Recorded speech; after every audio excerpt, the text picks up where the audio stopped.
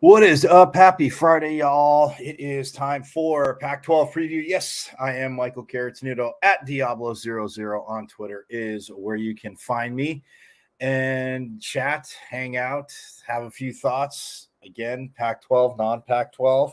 Heard some disturbing, I guess I should say some real, it is disturbing news, but not in the traditional sense as pertaining to the Pac-12 and all that good stuff, conference realignment.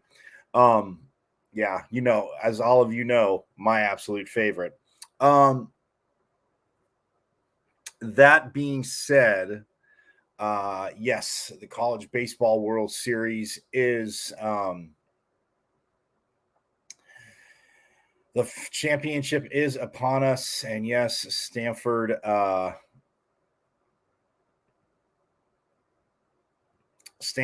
did represent and had two very entertaining, tough games. And when you get to the College World Series, you expect that to happen.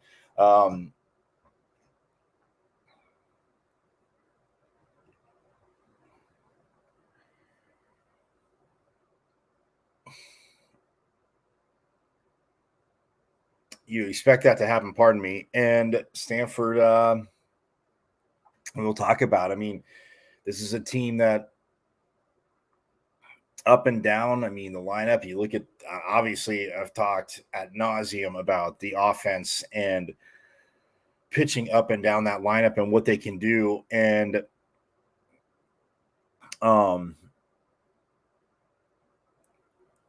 or not pitching, hitting up and down the lineup and what the offense can do, pardon me. And it was just a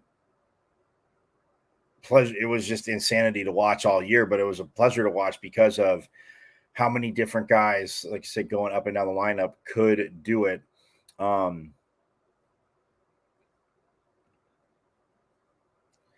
And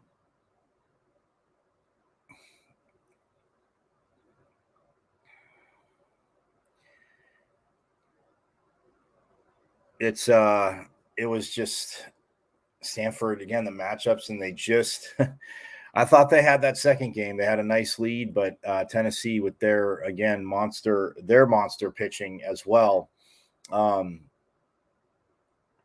was able to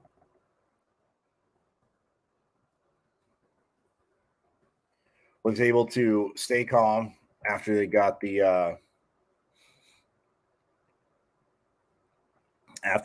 lead, and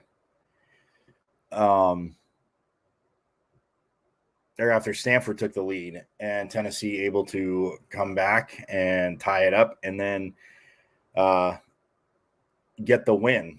But the championship matchup is set. Florida is taking on LSU, and that game starts tomorrow.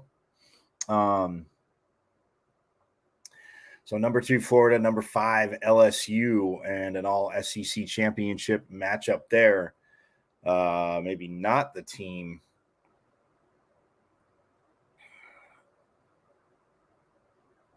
Well, LSU, again, being a 5 seed and coming out of, again, the bracket 2. But, yeah, that starts tomorrow, 7 Eastern, 4 o'clock Pacific and Mountain Time on ESPN. And, man, it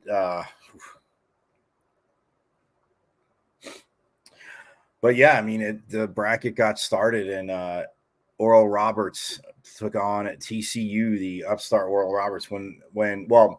So, again, bracket 1, real quick, was Florida, Virginia, number 2, Florida, and then Virginia, Oral Roberts, and TCU. Bracket 2, the way it went out was number 1, Wake Forest, number 5, LSU, number 8, Stanford, and then an unranked Tennessee team.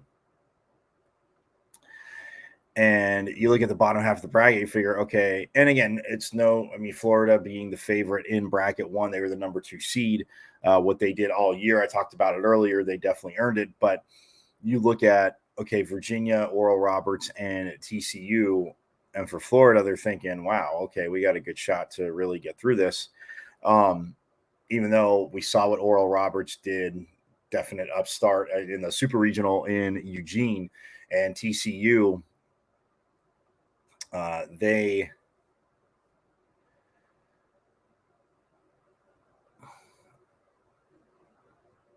came out of the Fayetteville Regional in which Arkansas, Arizona, and Santa Clara were at. TCU wins that, and Arkansas was ranked number 3.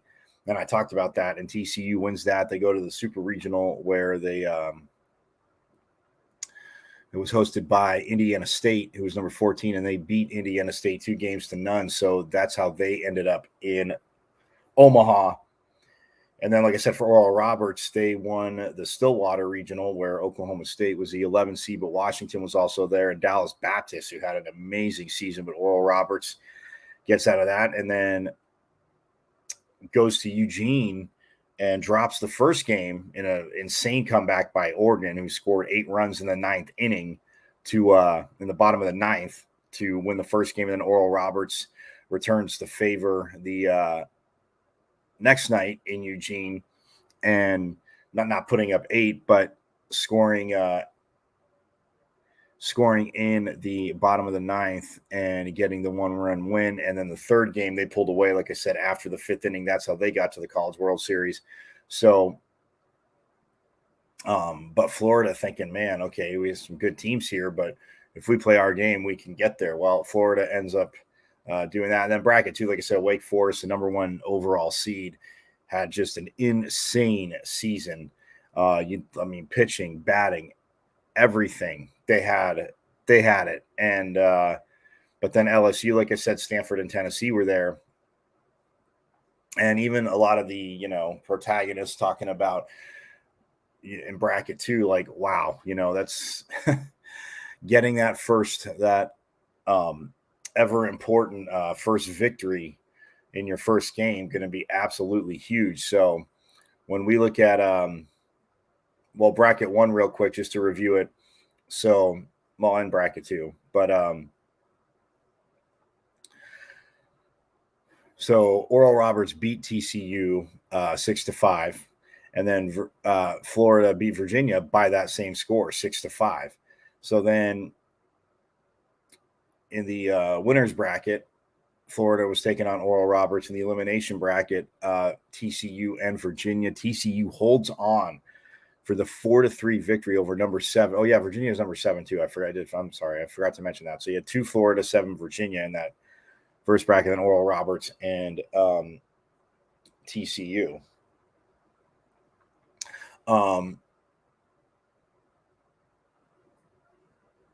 But yeah, so then TCU sends Virginia home in the elimination bracket. Then from the winners bracket, Florida beats Oral Roberts. They hold on to beat them 5-4. And then so Oral Roberts now has to play TCU in another elimination game. And Oral Roberts, this is insane. TCU gets out to a big, they got out to a lead, but it was 6-1.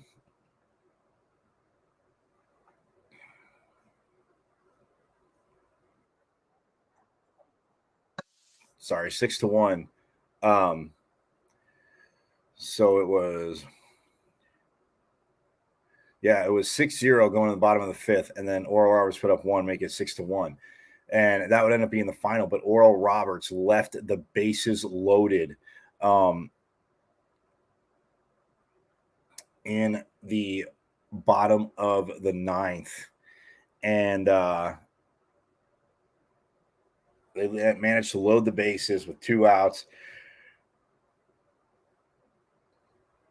Pardon me. But TCU able to get the toughest last out, and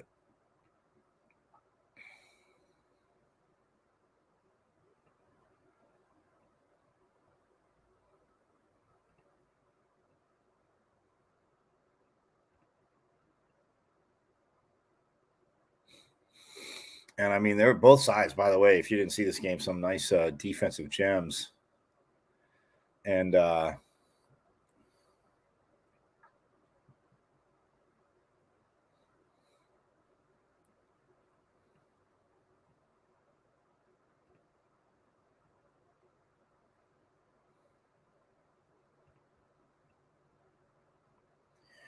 And I mean, yeah, bottom of the ninth, 2 outs. And the last batter, by the way, takes strike 3. And, a lot of people, of course, are going to look online saying, oh, you got to swing.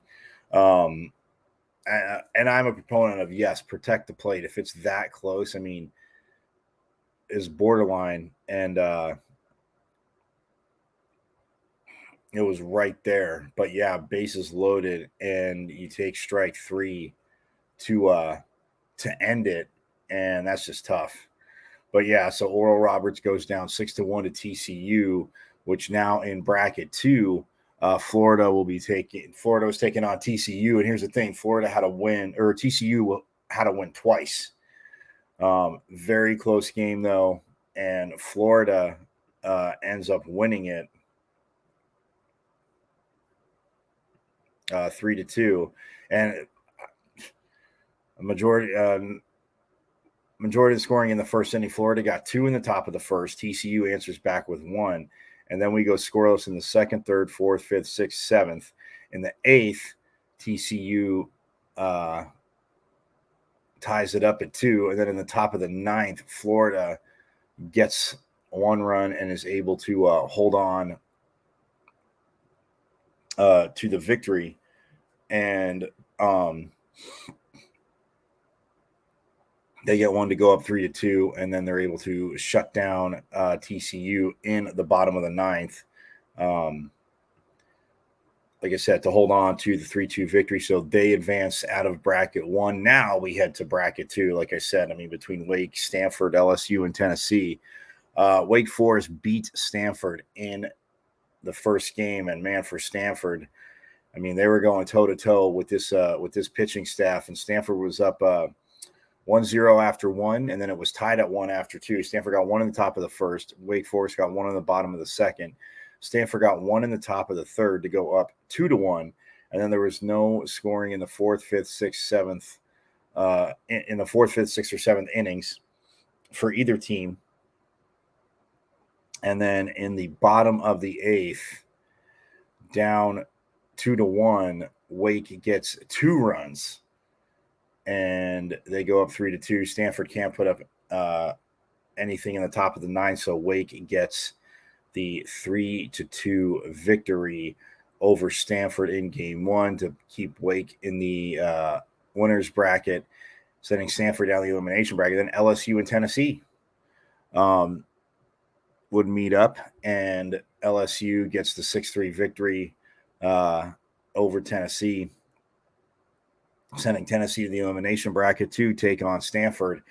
And they that was a heck of an elimination game, as Stanford put up 2 in the bottom of the first, 2 in the bottom of the third, and they go up 4-0. And then Tennessee, though, has an explosive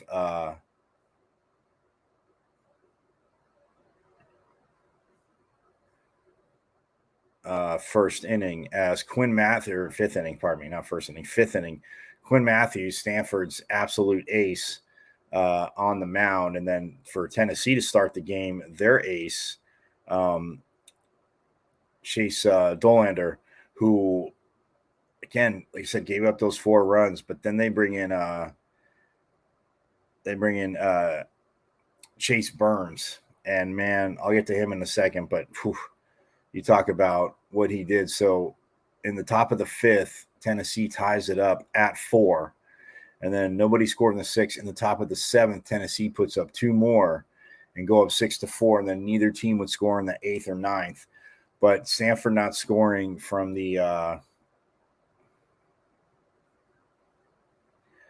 because, yeah, Dolander went 3 innings, again, giving up those 4 runs. And then Burns went the final 6. And when Chase Burns came in, man, this young man trusted his offense, could get him back in it again as he came in the 4th inning. And just gave Stanford's batting order absolute nightmares.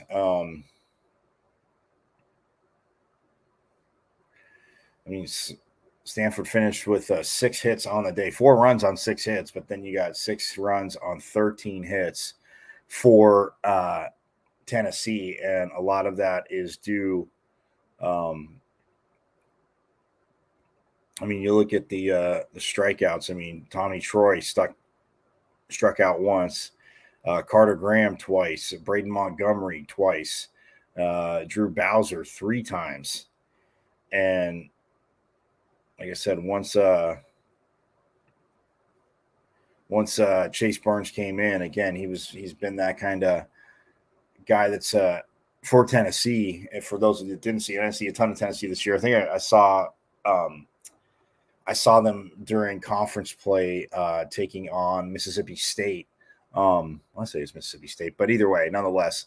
And I saw Burns come in later in the game, and just this kid, man, can throw the heat, everything. I mean, 6 innings pitched, he only gave up 2 hits, 9 strikeouts, and didn't give up any walks.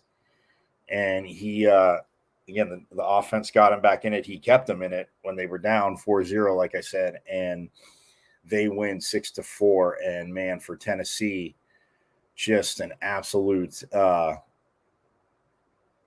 heck of a performance by Burns on the mound. Like I said, the offense did come around, but if Burns doesn't come in long relief and get the and just able to somehow tame that Stanford offense, which not too many have done all season long, as I've talked about, and even in this postseason as well. So Tennessee comes back for the 6-4 win, and staves off elimination, sends Stanford home. In the winners bracket, Wake Forest was taking on LSU, and Wake Forest ends up beating them in a close one, 3-2. And LSU actually was up 2-0. They got their 2 in the top of the 3rd, and then they were up 2-0. Then in the bottom of the 6th, Wake got 2, and then in the bottom of the 8th, Wake gets the go ahead and would be obviously winning run, because in the 9th, LSU can't score. So Wake Forest wins that game 3-2 in the winners bracket to advance. And then LSU had to drop down and play Tennessee. And, well, Tennessee, the magic ran out against conference mate LSU as the Tigers shut out the Volunteers 5-0. Then they go to the finals in bracket 2. So Wake Forest, LSU. Obviously, Wake Forest won their first 2 games. LSU would have to win twice. Well, LSU won the first game 5-2 to force the second game yesterday. And in that second game, LSU wins 2-0. And there was in extra innings. And how did they get it? A walk-off 2-run jack.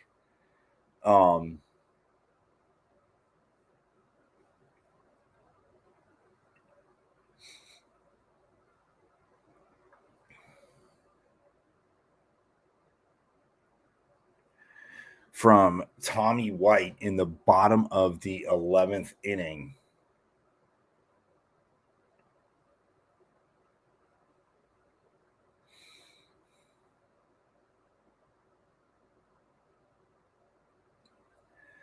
So, yeah, I mean, it's just a, Tommy White, bottom of the 11th.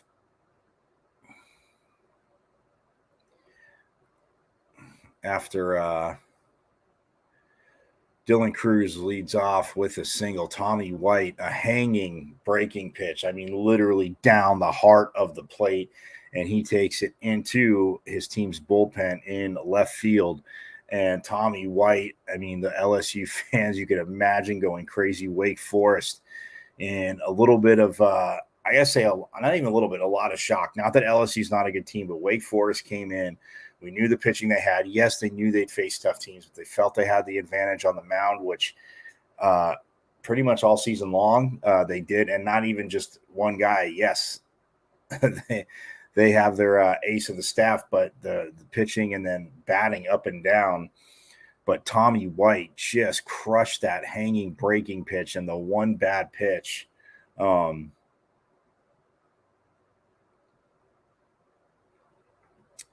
that Thatcher Hurd had. And the one bad pitch that Thatcher Hurd had, and it was a hanging breaking pitch, literally over the heart of the plate. And Tommy White's eyes must have just lit up and came with just a huge had the huge swing.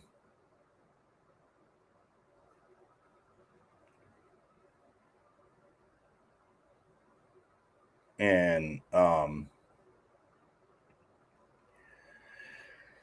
takes it out of the park, and LSU beats Wake in back-to-back games. And that is just, to me, that is just the ultimate shock of the tournament. Not that Wake Forest couldn't lose a game, but in bracket play would lose two back-to-back games. And the second one, like I said, going 11 innings. And but yeah, just for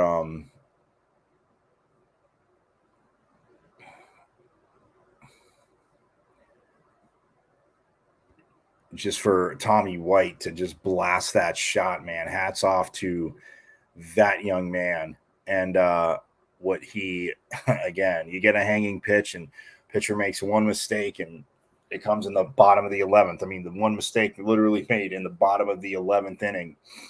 And LSU gets a 2-0 win to, like I said, set up the championship matchup between LSU and Florida. And that gets underway tomorrow. Like I said, 7 o'clock Eastern, 4 o'clock Pacific on ESPN. So, yes, definitely check it out. You know, SEC fans, and again, hats off to them. They do solid teams. They had 3 teams in the championship between Florida, LSU, obviously, and Tennessee. But a heck of a season. And it should be a very interesting finals. Just, yes, 2 teams that know each other. And to me, still the shock that Wake Forest isn't there because, like I said, having seen them a few times in ACC conference play down the stretch and, you know, regionals and super regionals, I just, like I said, knew they were going to face some tough competition, but did not see them not walking away with a title this season. So that is crazy. And speaking of crazy, a little thing called the NBA draft, or the Victor Wembanyama entertainment 3 hours, which, again, really no shock. The Spurs picked him number 1, but the NBA draft happened last night. I'll let you know Pac-12 wise. And again, it's become international. Yes, there were guys drafted from quite a few schools, but you look at G League and international wise, that took up a huge part, or a huge percentage of the draft. But I'll let you know where some Pac-12 guys went and just my thoughts on where they landed, because one of them landed in a very good situation for him, being a 4-year player, but nonetheless, very good. So I'm going to step aside real quick. When we get back, we will talk a little Pac-12 and NBA draft here on Pac-12 Preview.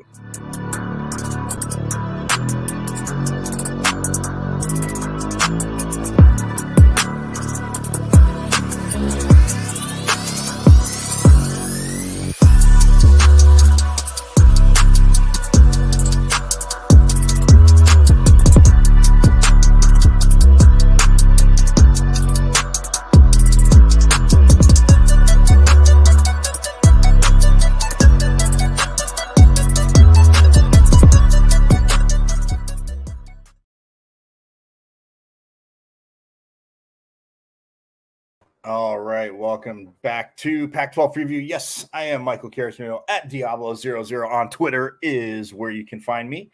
Again, little chat, little banter, you know, fun little trash talk. Let's again keep it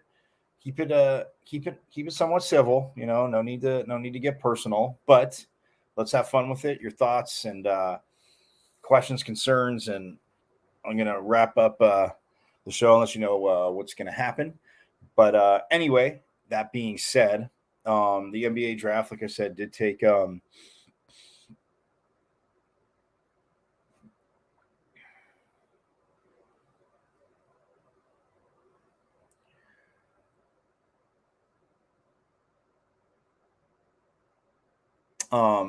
so the NBA draft happened and last night, and I know everybody's shocked. The French 7'4", just phenomenal freak of nature, and yes, generational talent. I know gets thrown around a lot. They even talked about that last night during the draft, and articles read. But I mean, you see what Victor Wembanyama did in France, and this young man at 19 years old.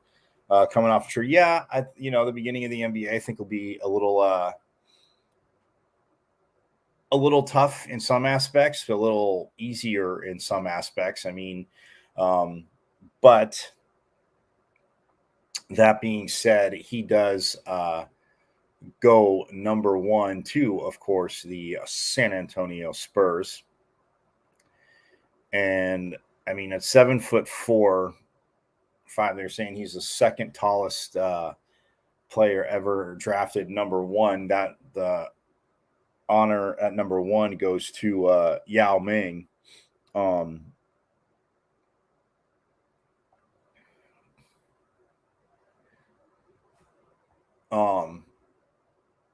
But still, I mean, Victor Wembanyama, 7'4" out of France. For you hoop heads, and even people that are just casual fans, there's no way you haven't seen any basketball updates and anything without seeing highlights of what this young man has done.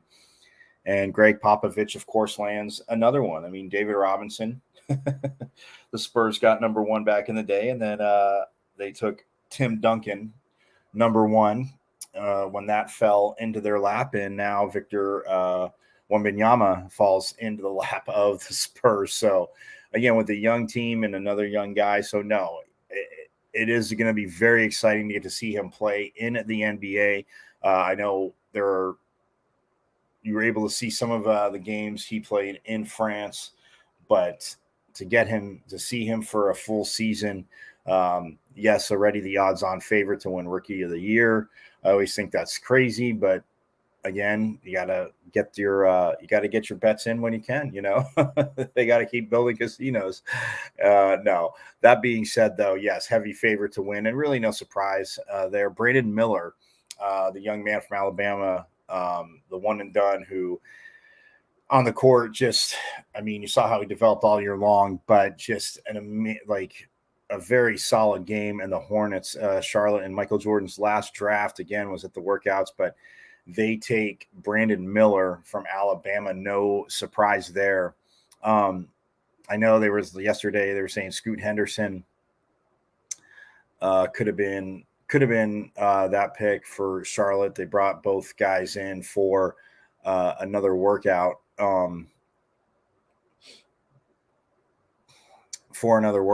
And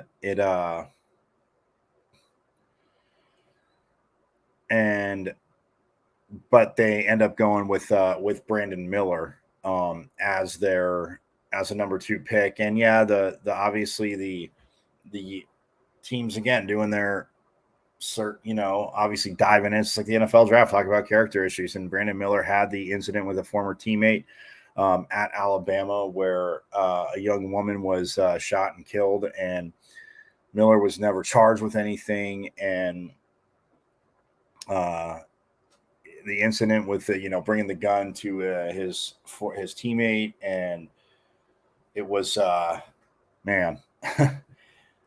And he played through it. I mean, Alabama had him play through it when they said that, there was nothing there. And there were there was a lot of opinions and thoughts, even people in the basketball world thinking he shouldn't have been playing at least right away when he was. But Alabama, they said the young man in this day and age with, if he's not charged, nothing wrong, that could have, and of course, Alabama has to look out for themselves, which again, in a case like this, where unfortunately a young woman lost her life, which is terrible. But I mean, it's just, yeah. So, but Miller goes number two, and I mean the talent this young man has, and I think pairing him up with LaMelo Ball, be very interesting. I mean, it is a young team, but it'll be very interesting to see what the Hornets do. And but Brandon Miller goes there. And then Scoot Henderson. I'll talk about Damian Lillard pre-draft. Teams reaching out to see, what the Blazers may have wanted. Reports saying what the Blazers may have wanted for Damian Lillard. And, does he want to, sit there? They get Scoot Henderson. This young man can create. I know off the dribble, get to the hoop, good mid-range shot. Not the best of three-point shooters, but the way he attacks are saying this, the way he goes at players. And even playing off obviously the pick and roll, he doesn't have to be a great three-point shooter. That's one thing he could, develop in his game. But yeah, if you see this young man play, just the way he gets there. And then, so he goes to Portland. We'll see what happens with Damian Lillard. Does he want to be traded? Go from there. But yeah, they get Scoot Henderson. And then the top 5 rounded out by twin brothers. This is awesome. Amin Thompson. Both of them played for the G League's Overtime Elite. But Amin Thompson goes number 4 to the Houston Rockets. And then his brother Asar goes number 5 to the Detroit Pistons. So brothers, they've been growing up playing together, and both their interviews, great, saying their heart was pounding more when their brother got drafted and was, more excited, for their his, Amin being excited for Asar being excited for Amin going 4th, and then Asar goes 5th. So won't be playing together. But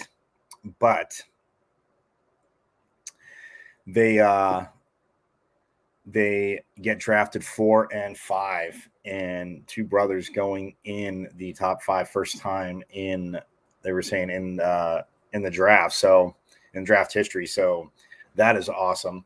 And then rounding out the top 10, Anthony Black from Arkansas went 6. Bilal Coulibaly from France went 7th to Indiana. Black went to Orlando and Indiana. And then Washington got Jarvis Walker out of Houston at 8. At 9, Taylor Hendricks from UCF went to Utah. Dallas to Carson Wallace out of Kentucky at number 10. The first Pac-12 player at number 18 to the Eastern Conference champs, Miami Heat, Jaime Jaquez Jr. And that's just, again, another Pat Riley pick. When you look at what Jaquez did, 6'6", 225 pounds, he led UCLA to their 3rd consecutive Sweet 16.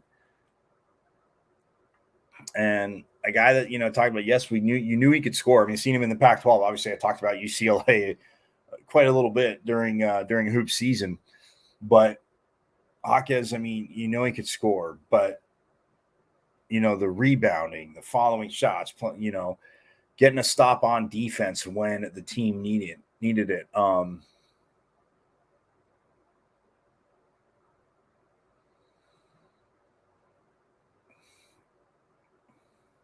He can create his own shot, and,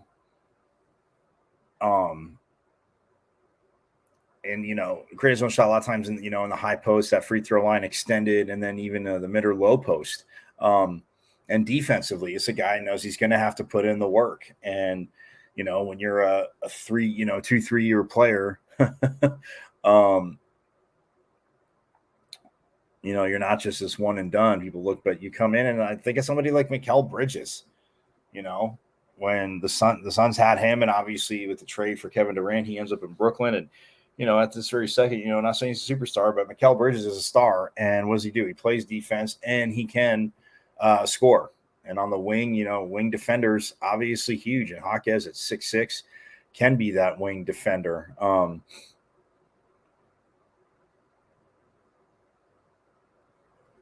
In 4 years with the, UCLA, he just got better and better. And to go to 18, to go to the Eastern Conference champs. And yeah, probably not going to be in the starting lineup, but you get Eric Spoelstra gets a guy that's, Pat Riley, Eric Spoelstra take a guy that's going to play defense.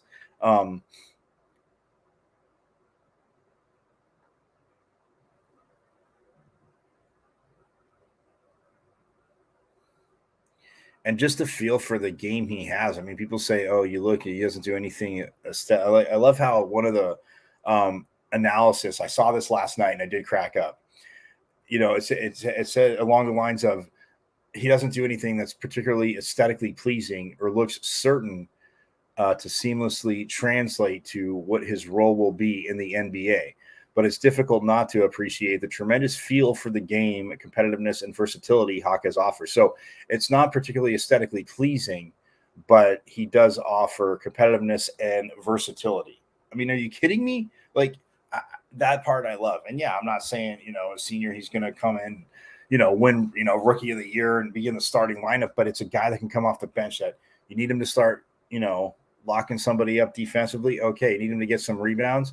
Offense maybe going a little stale. They get him the ball in like you said, open space, that high post, around the free throw line down, into the low post, being able to hit those shots. And yeah, can he hit the three? Absolutely. But he's going to be a guy that can take it to the hoop. So yes, Jaime Jaquez, funny your analysis. I would definitely put that up just for the contradictory part in and of itself. When it says nothing he does is particularly aesthetically pleasing or looks certain to seamlessly translate to what his role will be in the NBA. But it's difficult not to appreciate the tremendous feel for the game. Okay. Competitiveness and versatility Hawkes offers. So it's not aesthetically pleasing, but you have competitiveness and versatility. So yes, it's not, since it's not a beauty contest. If the ball goes through the hoop, the last I checked, and you stop the ball from going through the hoop, obviously without fouling, you'll be okay. And yeah, so Jaime Jaquez, the first Pac-12 player picked out of UCLA at number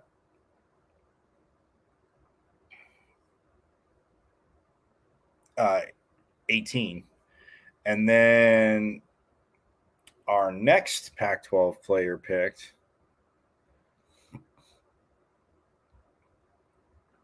and he was in, well, that was in the first round. Our next Pac-12 player pick was in round 2. Only 2 rounds in the NBA draft. Yes, I know a lot of you sports, NBA basketball people, sports junkies know that. But for those that don't, yes, only 2 rounds. It's not the NFL draft.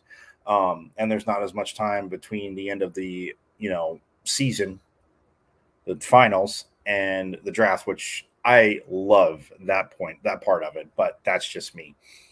And then in the second round, yes, the next player from the Pac-12 taken was another UCLA Bruin, and that was Amari Bailey, who went 41st overall to Charlotte. Now, Bailey is 6'4",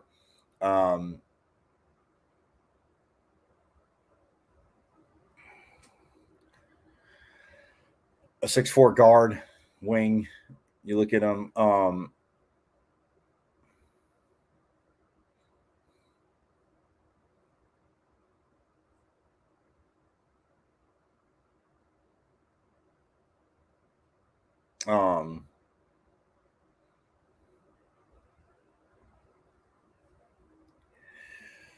In March, it said, I mean, he entered the season as a projected first rounder. His stock fell, and he did go in the second round, as his adjustment to college basketball was far from seamless, struggling with decision making, shot selection, and his average physical tools as a finisher and one-on-one defender. Again, in a lot of the pre-draft analysis, he looked reluctant to take open jumpers due to his unconventional shooting mechanics and his less than 70%. Hit less than 70% of his free throw attempts and posted more turnovers and assists on the season. So, Mari Bailey, athletically, though, seen him at UCLA, I mean, he averaged 17 points a game, 4.8 rebounds, 3.6 assists.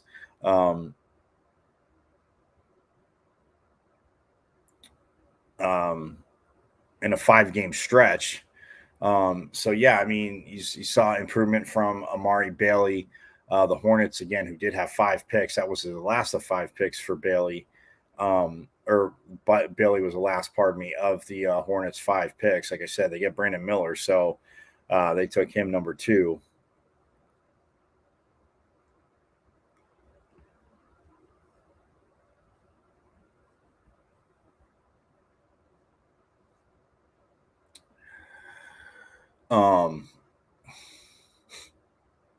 Yeah, I mean, you look at, like I said, the pre-draft analysis, and that that was all of it. So that's one thing where, um, Amari Bailey he did have a strong season for the Bruins, but yeah, there were times in seeing a lot of their games, obviously Pac-12, watching it seemed like there was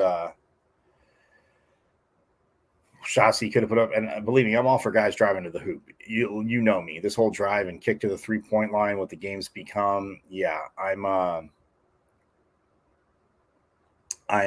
get so just yes, we all know the basic math. Three is worth more than two. But since you're not hitting every one of them and you're right at the rim and you can just literally put it in and you chuck it to the 3-point line, like I don't know. As a coach, I'd probably get fired because my team wouldn't be taking enough threes. But, then you get teams shooting, mid-range shots and stopping people from the 3-point line. And they're sitting there winning games and they're hitting a few threes themselves. So I don't know. Nonetheless, though, side note, I digress. Back to Amari Bailey from UCLA. Being around obviously a point guard like LaMelo Ball, and yeah, I mean, if Bailey, we'll see what he does through summer league, and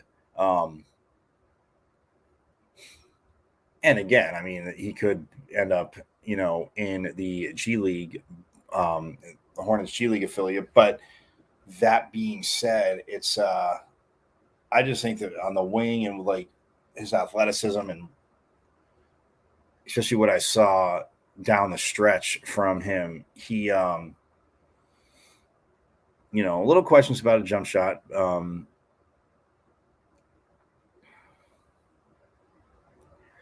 But the way he played down the stretch of the Pac-12 season, or well, of the season, but I mean in Pac-12 in conference play and then into the tournament,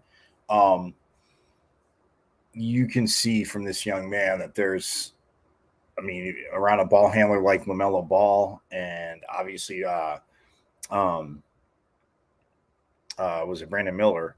Yeah, around Brandon Miller now, who yes is going to need a lot of it. Him coming off the bench, that's absolutely huge for for uh, for Charlotte. And oh,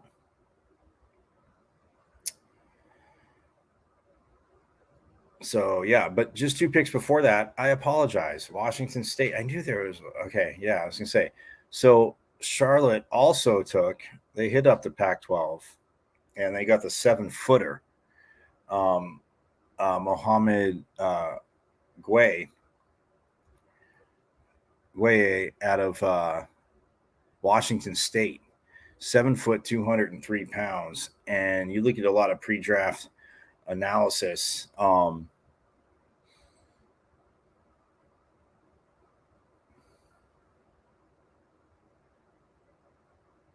I mean, his sophomore. I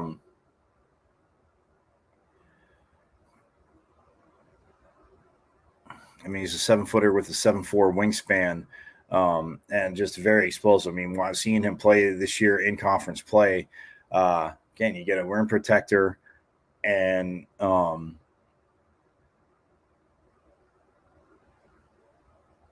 mean, he was a focal point of the Cougars' offense, which again, no surprise. He's able to create for himself or others, and again, with that 7'4" wingspan, a little bit of height advantage, a solid passer. Gonna have to put on some muscle. I mean, 7 foot, 203 pounds. Yeah, you gotta. But again, they'll controllingly, bulk him up a little bit. But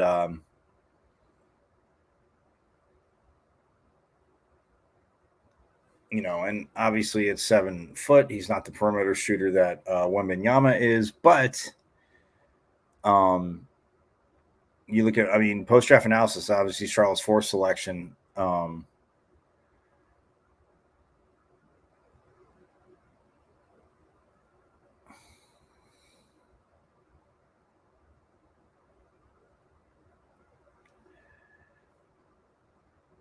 But I mean, yeah, he's his athleticism and flashes of perimeter shooting and skill make him an interesting second round project pick.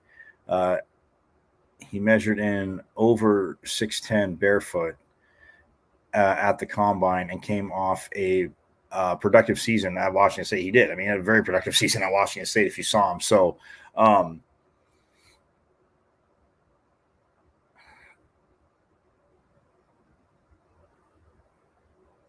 and I mean, yeah, trading back and forth. I mean, the Celtics drafted him, but it was for. And can I just say one note to the NBA on the draft? Like, if teams make trades, and I mean, on draft night, okay, it's one thing. On draft night, it's one thing.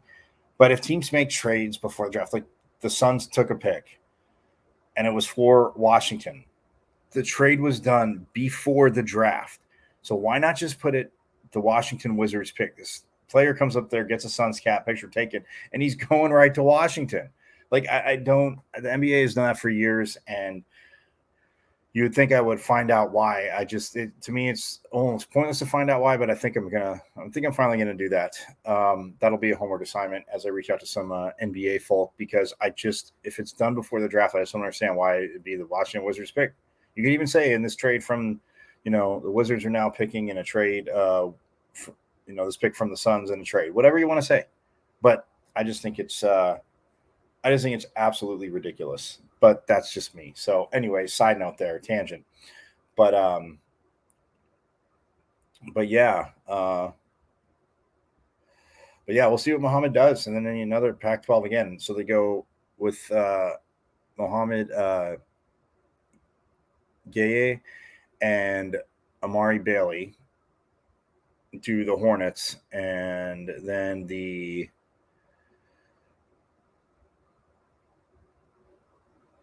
final Pac-12 player taken was, of course, from UCLA, Jalen Clark, and 6'5", 210 pound, and he went to Minnesota. He is headed to Minnesota, and we'll see what he does in summer league. And he just happened to be the Pac-12 Offensive Player of the Year, by the way, did Clark. And his this past season, junior season, was definitely a breakout season. They were saying post-draft that made him potential top 40 pick candidate before tearing his Achilles late in the season, an injury that will likely linger into next year. Clark uses his 6'9" wingspan and strong 204-pound frame to lock up point guards. And yes, before he got injured, he definitely could do that. And small forwards, by the way, point guards and small forwards. Quickness, strength, and the intensity, regularly stepping in for charges. Did see quite a few of those, and wreaking havoc off the ball, getting in passing lanes, and crashing the glass. They did say his offensive game is fairly basic, consisting mostly of transition opportunities, attacking closeouts, and a streaky 33% three-point shot that showed a lot of progress from last season, but still has plenty of room to grow. So,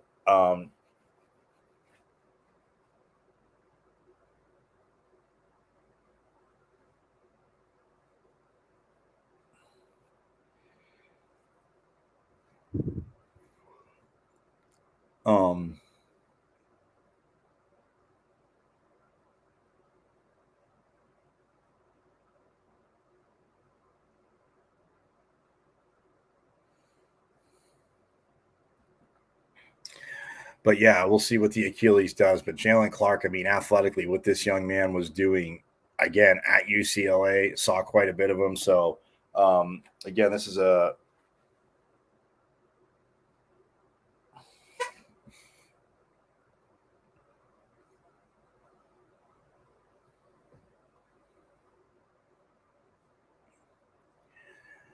so second round pick for Minnesota, and Jalen Clark wraps it up. So that is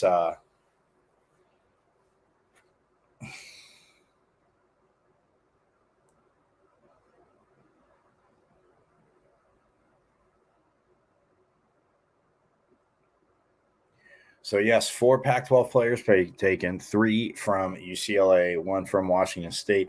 Although I did see this, and you'll see a lot of guys going to summer camp, but they were saying that Desmond Cambridge Jr. has agreed to join the Toronto Raptors for NBA Summer League. 6'4" guard, obviously played last year at Arizona State.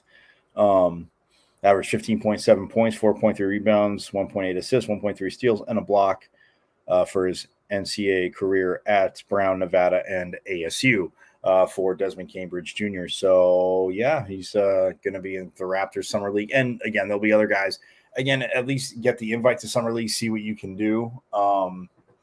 Maybe you get an invite to camp and go from there after that.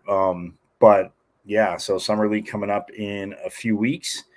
And that will be again, NBA Summer League, always fun. I know, of course, Vegas will be the Victor Wembanyama Whirlwind Tour, and rightfully so. Look, people want to see what this young man can do. Again, I don't know how much he'll play in the summer. I mean, he will play, but with the Spurs there, wanting to see him, and yeah, it'll be very interesting to see him play and very exciting. But yeah, those Pac-12 players, Jaime Jaquez Jr., like I said, winding up with Miami. For a young man that works like that is like that is just I should say a prototypical Pat Riley pick, and Eric Spoelstra gets him now. So yeah, to me, it's one of those things where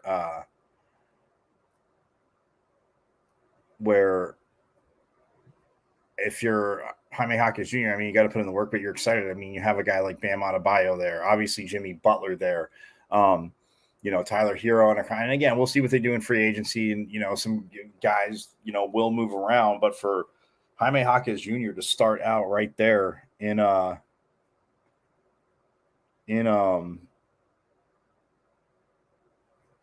Miami, not a bad pick, not a bad place to land for him. And we know this young man will definitely put in the work. So that is very interesting. So I will be back Monday. And before we get out of here, I just want to wrap this up. But